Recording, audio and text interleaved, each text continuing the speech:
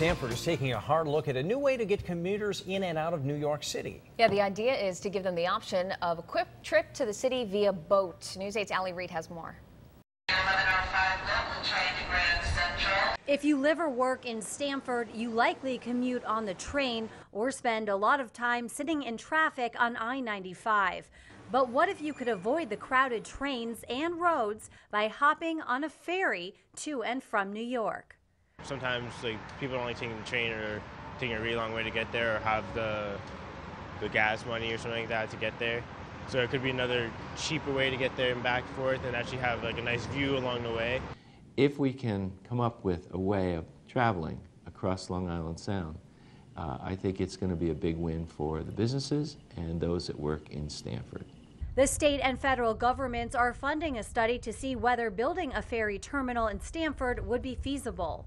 Because there are other terminals being built in other spots along Long Island, and there are also boats being built for ferry service.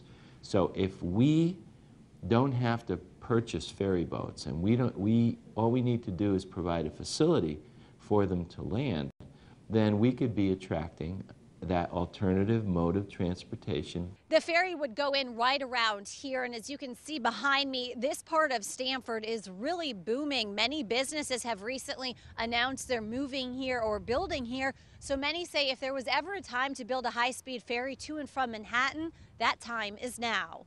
The mayor says once the ferry enters the Sound, it would take about 30 minutes to get to Lower Manhattan. If it goes downtown to Wall Street, that would definitely make the commute an easier commute. I think I'll stick to the train. Why's that? Well, I'm more familiar with the train. It's coming. It's just a question of when it will be feasible to do it, how many people buy into it, how the costs are allocated, how we make it competitive with rail, how we make it competitive with car. In Stamford, Allie Reed, News 8.